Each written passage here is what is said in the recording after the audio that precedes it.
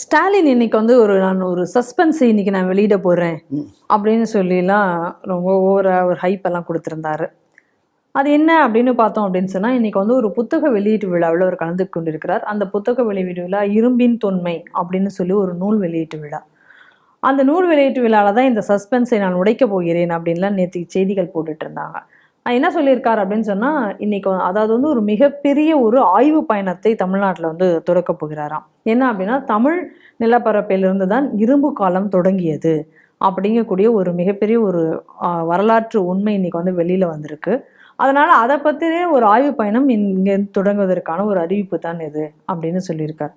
அப்போ இந்திய நாட்டுக்கு மட்டும் உலகிற்கே தமிழகம் தான் ஒரு வழிகாட்டியாக இருந்திருக்கு அப்படிங்கிறதெல்லாம் இது மூலமாக வெளில வரும். ஏன்னா 5300 ஆண்டுகளுக்கு முன்னாடி தான் வந்து இரும்புனுடைய பயன்பாடு இருந்திருக்கு அப்படின்னு சொல்லி அதனுடைய அறிமுகம் இருந்திருக்கு மற்ற இடங்கள்ல அப்படின்னு ஒரு ஆராய்ச்சியினுடைய முடிவுகள் என்ன இருக்கு. ஆனால் இப்போ அண்மையில் வந்து வந்த முடிவுகள் அந்த காலக்கணக்கீடுகள் இதெல்லாம் வச்சு பார்க்கும் பொழுது 4000 ஆண்டுகளுக்கு முன்னாடி இரும்பினுடைய இது இருக்கு அப்படின்னு சொல்லியிருக்காங்க. அதன் பிரகாரம் வச்சு பார்க்கும்பொழுது இப்போ சமீபத்திய இந்த ஆய்வுகள் எல்லாமே வந்து தமிழகத்தில் அப்போ இருந்தே இரும்பினுடைய தென்னிந்தியாவில் இருந்திருக்கு. இன்னும் குறிப்பாக சொல்ல போனால் தமிழகத்தில் தான் அதனுடைய இது இருக்கு கண்டுபிடிச்சிருக்கோம். இப்போ நம்ம கீழடி ஆய்வுகள் இந்த ஆய்வுகள் மூலமாக இப்போ எடுத்தப்பட்டதுலேருந்து இதை கண்டுபிடிச்சிருக்கோம். இதை வந்து இது மட்டும் இல்லாமல் வெளிநாடுகளுக்கு இது பன்னாட்டு அமெரிக்கா போன்ற ஆய்வு நிறுவனங்களுக்கு அனுப்பியிருந்தோம்.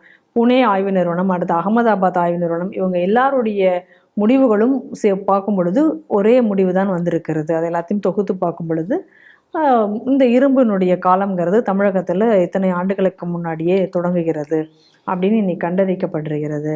அதனால இந்தியாவினுடைய வரலாறை வந்து ஏற்கனவே தமிழகத்துல தான் எழுதப்படணும்னு சொல்லிட்டு இருக்கேன். அது இப்போ மேலும் மேலும் உறுதியாகிக்கிட்டு இருக்கு அப்படின்னு சொல்லியிருக்காரு.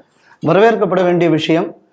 சீமானுக்கு போட்டியாக இப்போ ஸ்டாலின் களம் இறங்கி இருக்கிறார். நமக்கு வாழ்த்துக்கள் ஸ்டாலின் அவர்களுக்கு. புறப்பொருள் வெண்பாமாலை அப்படின்னு சொல்லி ஒரு தமிழ் இலக்கண நூல் இருக்கு. 9ஆம் நூற்றாண்டு கிட்ட அதுக்கு காலம் கணிக்கப்பட்டு இருக்கிறது. ஏன்னா அந்த கால கணிப்பெல்லாம் நம்ம வந்து பெருசாக நம்புறதுக்கு இல்லை. ஏன்னா இப்போ ஸ்டாலின் சொல்கிற மாதிரி ஒவ்வொரு காலங்கள் ஒவ்வொரு ஆள் அவங்க சௌரியத்தை கவனித்தது 9ஆம் நூற்றாண்டுன்னு வச்சோம். அது என்ன சொல்லியிருக்காங்க, கல் தோன்றி மண் தோன்றா காலத்தே வாளுடன் முன்தோன்றிய மூத்த குடி தமிழ் குடி அப்படின்னு சொல்லியிருக்காங்க. இதை தமிழர்கள் இதை ஏற்றுக்கொள்வார்கள். சரி, அப்போ எப்படா வாளுடன் முன்தோன்றிய மூத்த குடினா குழந்தைன்னா வாழோடைய வரக்கும் பகுத்தறிவு கேட்கணும் இல்ல. இந்த கேள்விக்கு பதில் எங்க இருக்குன்னா பாகவத மகாபுராணத்துல இருக்கு. பாகவத மகாபுராணத்துல மத்ஸ்யாவதாரத்தை பத்தி சொல்றாங்க. மத்ஸ்யாவதாரத்தை பத்தி சொல்லும் போது என்ன சொல்றாங்க அப்படின்னா, மதுரையில கிருதமாலா நதின்னு ஒண்ணு இருக்கு. இப்போ ஒரு சாக்கடை மாதிரி அப்படியே ஓடும். மதுரை கூட பார்த்தா அந்த பிழுபடி பங்களா கிட்டோட ஒரு சாக்கடை ஓடும். அதுக்கு பேர் தான் கிருதமாலா நதி. நம்ம திராவிடத்திலையும் தமிழ் இங்கிலீஷையும் வளர்த்து எடுத்து சோழியை முடிச்சுட்டோமே. ஸோ அந்த கிருதமாலா நதிக்கரையில சத்தியவிரதன் என்ற ஒரு திராவிட தேசத்தரசன், அந்த திராவிட தேசத்தரசன் அந்த கிருதமாலா இதில் நீர்க்கடன் செய்யும் போது அவன் கையில வந்து ஒரு மீன் சிக்கித்து அப்புறம் அந்த மீன் வளர்ந்தது அப்படின்னு அந்த புராணம் போகும், மத்ஸ்ய புராணம். முடிவில் என்ன வரும்னா அவனை அந்த மத்ஸ்ய புராணத்துக்கு அந்த நாயகனான அந்த சத்தியவிரதன் இந்த ராஜாவை மனு என்ற ஸ்டேட்டஸை கொடுத்து இந்த உலகின் ஜனனத்தின் காரணமாக நீயே இருப்பாயாக என்று இறைவன் இந்த உலகத்தை நிர்மாணிக்கக்கூடிய வேலையை அவருக்கு கொடுத்தார். இது எந்த இடத்துல இருக்கு? ஸ்ரீமத் பாகவத புராணத்துல இருக்கு. இதை எதிரொலிக்கிறது தான் புறப்பொருள் வெண்பாமாலை. கல்தாண்டே மந்தோன்றா காலத்தேன்னு மேடையில பேசுவான். ஏண்டா வாளுடன்னா அப்ப வாளோட குழந்தை பிறக்குமான்னு பகுத்தறிவு கேட்க மாட்டான். ஏன்னா அதுல பிரச்சனை வரும். அப்புறம் சீமான் பேச்சு சரியா போகும். வாளோடு பிறக்கிற குழந்தை கரு அறுத்துருச்சுன்னா என்ன பண்றது? ஈவேரா சொன்னதை கேட்டுருச்சுன்னா என்ன பண்றது? அதனாலதான் அது வாளோட பிறக்கலைன்னு நான் நினைக்கிறேன். ஸோ அப்போ வந்து இந்த புறப்பொருள் வெண்பாமாலையில் சொல்லப்படக்கூடிய இந்த செய்தி, இது பாகவதம் தான் இதுக்கே ஆரிஜின். புறப்பொருள் வெண்பாமாலை பிற்காலத்துல வந்தது. அப்ப எதன் அடிப்படையில் அந்த பாடல் சொல்லப்பட்டதுன்னா பாகவத மகாபுராணத்தில் சொல்லப்பட்டது. அப்போ முதல் மனு எந்த ஊருக்காரரு? தமிழ்நாட்டுக்காரரு, மதுரைக்காரரு. உலகத்தின் சிருஷ்டியின் காரணமாக இருந்தவர் மதுரைக்காரரு. அவருக்கு ஆதார் கார்டு மதுரையில இருக்கு. அந்த மனுவின் மகன் யார் அப்படின்னு சொன்னா இஷ்வாகுன்னு ஒரு மன்னன். அந்த இஷ்வாகு மன்னன் பரம்பரையில் தோன்றியவன் ராமன். அப்ப ராமனுக்கு ஆதார் கார்டு எங்க இருக்கு? மதுரை. நம்ம மதுரையில இருக்கு. ஆனா இந்த ராமனை வடநாட்டுல இருந்து வந்தேன், அந்த பக்கம் நொய்டா பக்கத்துல இருந்து வந்த ராவணன் தான் தென்னாட்டுக்காரன்னு சொன்ன தற்குறி யாருன்னா ஈவேரா. அதான் நீங்க சீமான் சொல்ற அப்படி. ஏன்னா இந்த முட்டா பயல்கள் எல்லாம் நீ ஃபாலோ பண்ற முட்டாளா தானே இருக்க முடியும். அவர் கேட்குது, ஆனா முட்டாள்கள் தான் எனக்கு வேணும்னு சொன்னவர் ஈவேரா, அது வேற. அதனால இப்ப இந்த ஆய்வுங்கக்கூடியது உண்மை. இதைத்தான் நாங்களும் சொல்லிக்கிட்டு வரோம் பல காலமா. ஆனா இல்ல, குண்டூசி கூட செய்ய யோக்கியதை இல்லாதவன் தமிழன்னு சொன்னது ஈவேரா. அந்த ஈவேரா தான் எங்க ஆளு நீங்க தான் சொல்லிக்கிட்டு இருக்கீங்க.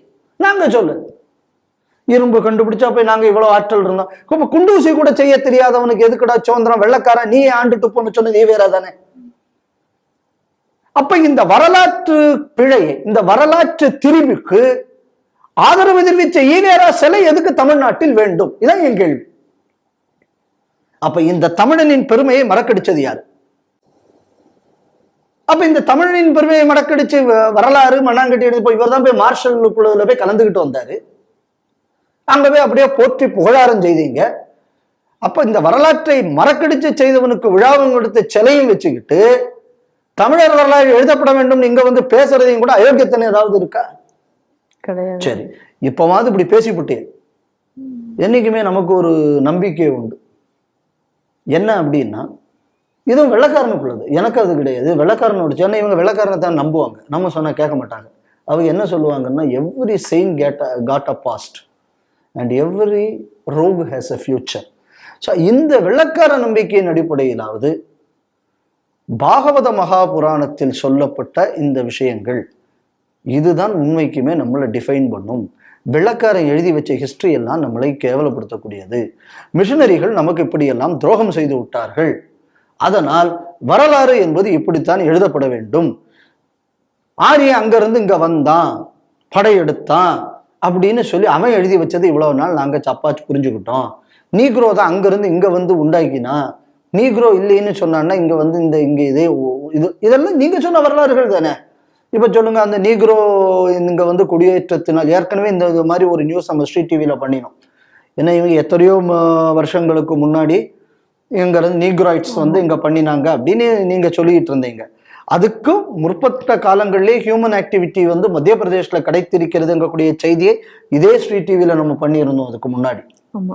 ஸோ அன்னைக்கே நம்ம சொன்னோம், இது ஒரு வரலாற்று, இந்த வரலாறுங்கக்கூடிய பேர்ல இந்த மிஷனரிகள் இந்த நாட்டுக்கு துரோகம் செய்திருக்கிறார்கள்னு சொன்னோம். இன்னைக்கு நம்ம சொன்ன கருத்தை இன்றைக்கு நம் முதல்வர் சொல்லி இருக்கிறார். சுருக்கமாக சொல்ல போனால், பாகவதம் சொன்னது சரி, ஈவேரா சொன்னது தப்பு என்று இன்னைக்கு அவர் சொல்லி இருக்கிறார். குண்டூசி கூட யூஸ் பண்ண தெரியாதவன் ஈவேரா சொன்னது அயோக்கியத்தனம். இதுதான் தமிழர் பாரம்பரியம், இங்கதான் ஆரம்பிச்சதுக்குள்ள ஆதாரம் என்பது பாகவத மகாபுராணத்தில் இருக்கிறது. அதையே புறப்பொருள் வெண்பாமாலை என்ற நூலும் சொல்லி இருக்கிறது என்று சொல்லி இருக்கிறார். இந்த மனமாற்றம் நல்ல மனமாற்றமாக இருக்கட்டும். ஆனா அது அங்கே இருக்க வாய்ப்பு இல்லை. ஏன்னா நாளைக்கு உடனே இப்போ இந்த நியூஸை இப்போ கேட்டுப்பட்டு இப்போ 4 தீக்கியக்காரன் 4 மிஷினரியும் வேகமாக இதுக்கு மறுப்பு என்னத்தையாவது இப்படியெல்லாம் அவனுக்கு சொல்லிவிட்டானேன்னு சொன்னார். நாளைக்கு லயலா காலேஜில் போய் வேற ஒரு அடி அடிச்சு விட்டுருவார். அவர்கள் வரும்போதே இஸ்ரேலில் இருந்து குதித்தார்கள் அப்படின்னு எவனா ஒரு வரலாறு கிளப்பி விட்டு அதையும் நாளைக்கு போய் பேசுவார். அதனால அரசியலுக்காக இவ்வளவு நாள் செய்த பாவத்தின் பிராயச்சித்தமாக எடுத்துக்கொண்டு திமுக திருந்தினால் நல்லது.